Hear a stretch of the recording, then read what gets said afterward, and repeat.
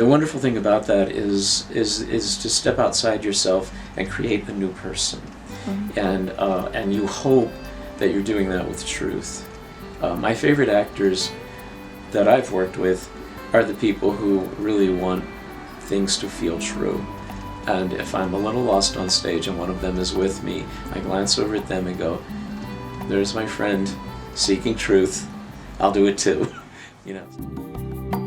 I've changed my way of seeing things. It's for the better, I'm sure. This love that I'm feeling, I feel it more and more. Hey, hello, my name is William Coyne. I am an actor and a writer, and I work pretty much full-time with an alcohol and drug treatment program here in Medford. I've been in the Valley about 40 years, and I've lived in this home for a little over 20. What led me to writing and theater? I have no idea what led me to writing, because I did it from a really young age. I'm a bit of a binge writer. There will be long periods of time when I don't write anything, and then I lock myself in a room and write for very long periods of time. And since I'm interested in playwriting, normally you kind of have to do it that way. Acting started, I think it had a lot to seeing old movies and thinking at some point that maybe that was something I could do. And I did all the stuff that kids who become actors do, like little shows in the backyard, that type of thing. I got much more involved in a more disciplined way at some point in high school. And I've done it with some large gaps. I'm back about 6 years now, after a very long gap of about 20 years that had something to do with the job that I was doing and something to do with feeling different about performing. How do writing and acting shape your identity and life choices? I think someone who writes perceives situations as stories, maybe more than other people. A lot of things become potential stories. And that doesn't mean you always write them down on paper, but but it comes into your head and you see it a little differently. On my walk home, that I would do the same walk every day, and it frequently helps me write a haiku, some little thing I see. So I think that writing has made me a person who really does stop and smell the roses. I could do a lot more of that, frankly. But acting has been responsible for a couple of moves. The idea of that a place might be a better place to pursue that. I've never been a professional actor. I've been semi-professional. I've had some paying jobs, that sort of thing. But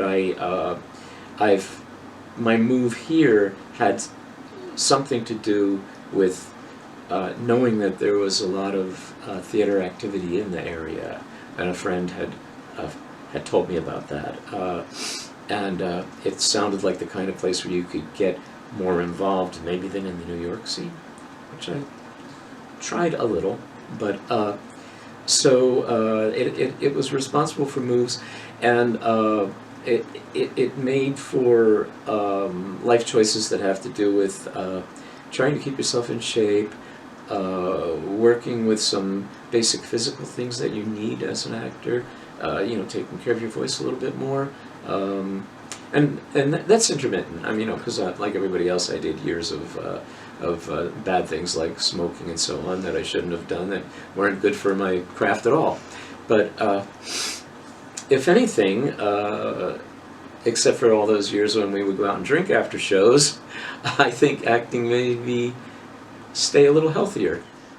So the process of creating, there are some similarities between writing and acting, but and then there's some big differences. And with writing, for me, I walk around with the idea for a very long time, and I'll find myself constructing little scenes in my head and so on if it's a play. And it will take me sometimes years to actually put it on paper. But then there are other projects that have a sudden appeal, and there I am doing them. That's especially helpful if someone's given me a deadline. But it has something to do with being able to see the thing in your head. And I believe I'm a very visual person, so if I'm working on a little thing, I got to put together a bookcase or something. I can see it. I can see it completed.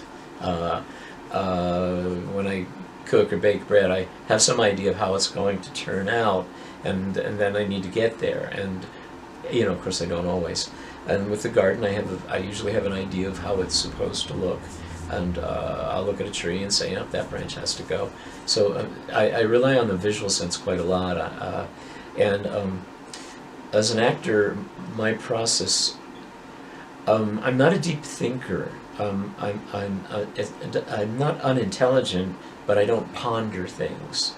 I work fairly intuitively, I think.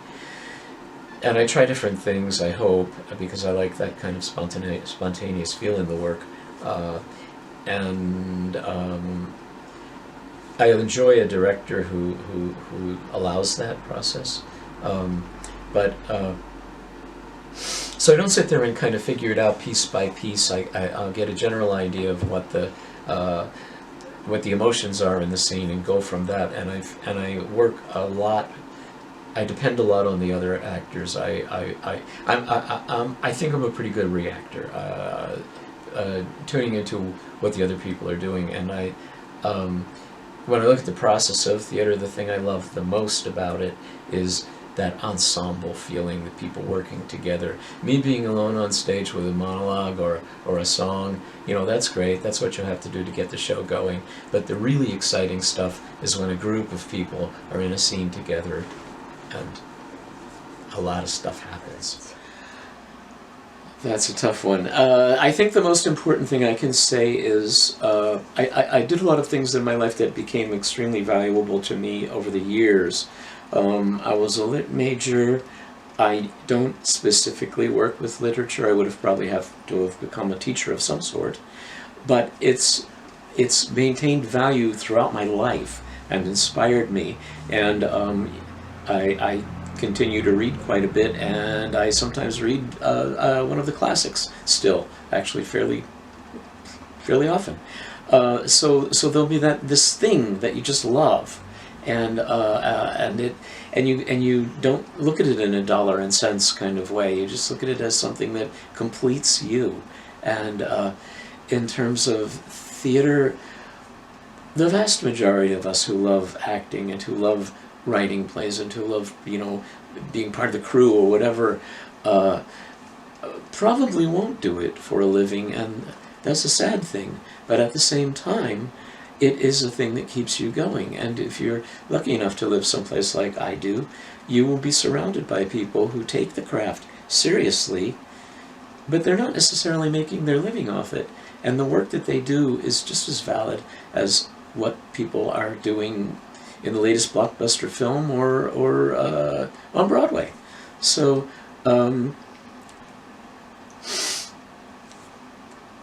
beware of the imposter syndrome. You are probably doing much better work than you think you are.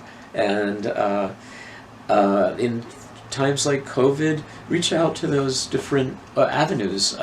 People are doing Zooms. People are doing all sorts of creative things. You can put something very simple together and keep yourself going. And most of all, because I like social media, I see a lot of times people who are creative. They come to a place that almost seems to be despairing, and at those times, do just what you're doing. Reach out, but at the same time, if it's something serious for you, like a serious depression, don't just rely on social media to fix it for you. Get some real help. And you see this a lot in the theater. And you know, people can be very fragile. Sorry, something very technical. Work on the basic stuff. Work on the voice, work on diction, learn some basic craft skills. It's kind of like when you're in school. If you go to college, you're in your senior year, you're ready to go, you want to deal with your major, and all of a sudden you forget, oh darn, I have to take that math class. Those very basic things, you will meet some extremely talented people who just never got those basics, and so they're not communicating the story, which is, that's our job. That's our first job, is simply to tell the story. So what does thriving artist mean to me? I think that it has to do with incorporating your art into your life in some way. Your perspective changes if you're someone who works with the arts. I think you see life more vividly, and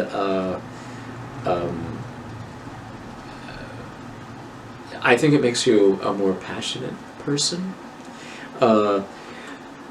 Although for actors it's difficult, times like COVID, when they feel very isolated and very quarantined, we still have certain strengths we've developed through our craft that can help us get through those times. And so it might become a time when you just got to do a lot of weird monologues on video, which is sort of what I did. But so to me, it more than anything, it's a thing that becomes part of your survival just as much as eating and, you know, exercising and learning skills. It's incorporating your art into your life, even at times when you don't even know you're doing it.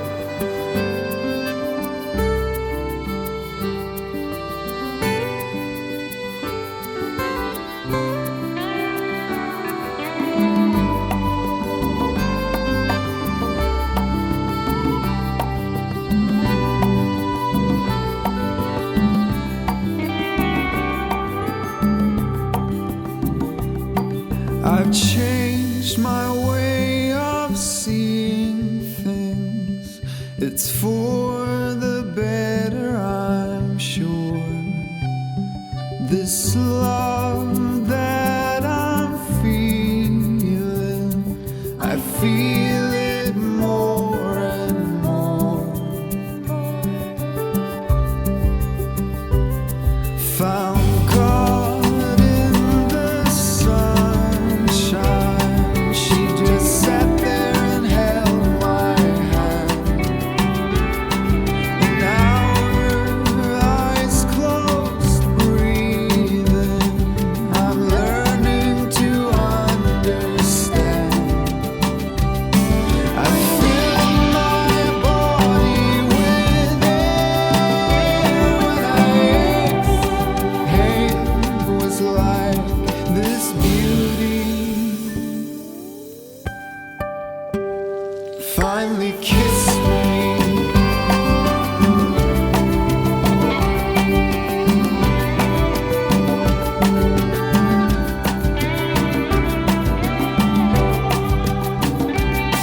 The key for me is focus. I need to tune my mind into light, 'cause I'm constantly trying to soul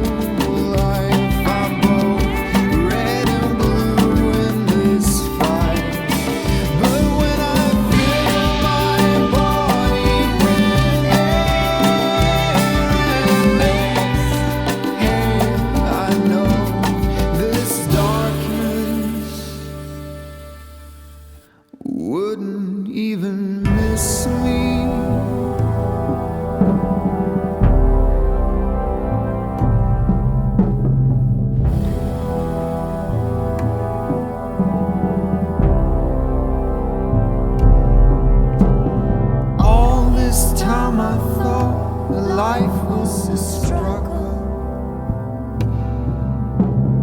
All this time I thought that life's after me.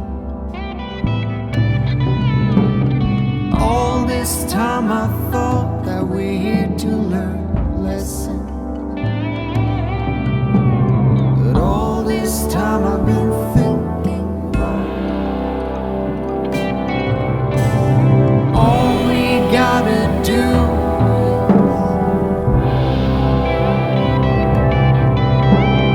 all we gotta do is, all we gotta do is, all we gotta do is feel alive.